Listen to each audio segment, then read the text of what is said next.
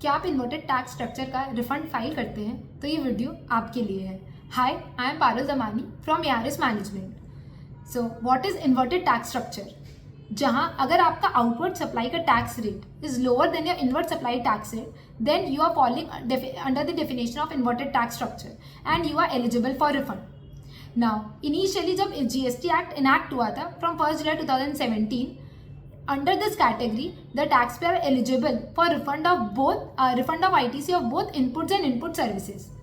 फिर in 2018 क्या हुआ? The rule was amended retrospectively which restricted the refund to ITC of inputs only.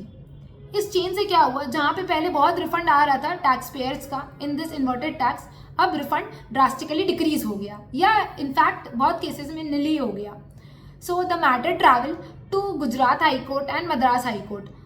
The Gujarat High Court has held that the amendment in rule is ultra virus and the taxpayer is eligible for refund of both inputs and input services.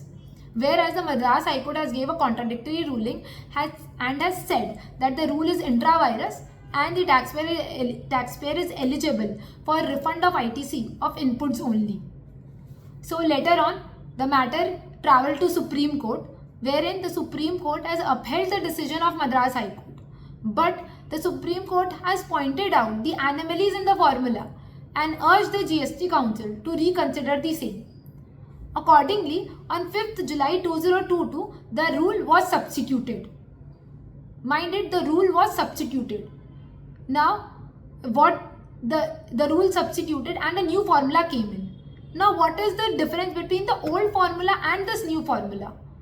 जहाँ तक old formula की बात है, भले उसने refund को restrict किया था ओनली ऑन इनपुट्स, बट जो मेरा दूसरा लेग था फार्मूला का, that is tax payable, they are deducting the tax payable which is paid from both inputs and input services.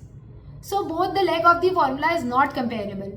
Now what the new formula brings in, new formula ने उस tax payable को, although new formula also restrict the refund to inputs only, but वहाँ पे उस tax payable को उन्होंने उसको proportionate कर दिया in the proportion of inputs.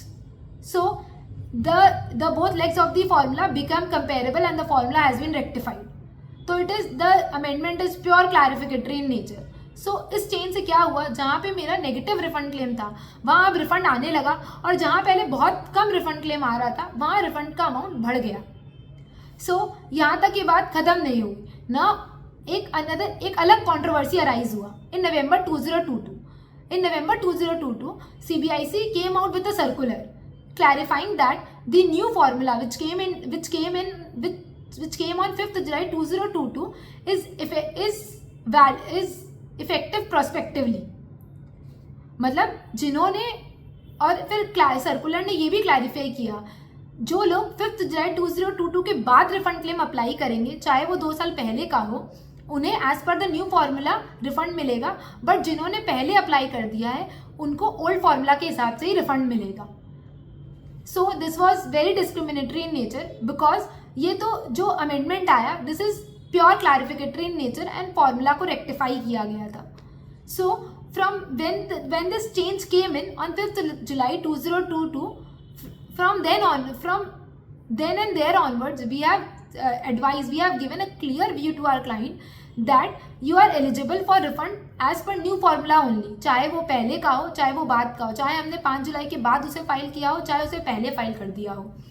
सो जहाँ हमने पहले नील रिफंड क्लेम फाइल किया था as per the old formula, हमने क्या किया, उस नील क्लेम को विड्रॉ किया और वापस नया क्लेम फाइल किया as per the new formula.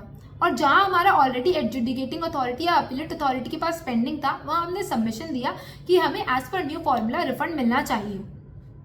So now at this instance I am very happy to share that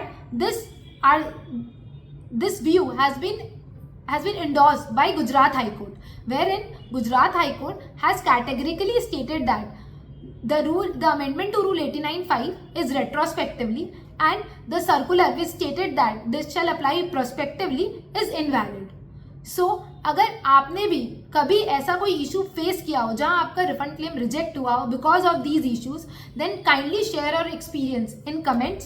and यदि आपको ये वीडियो इन्फॉर्मेटिव लगा हो, then kindly please like, share and subscribe. Thank you.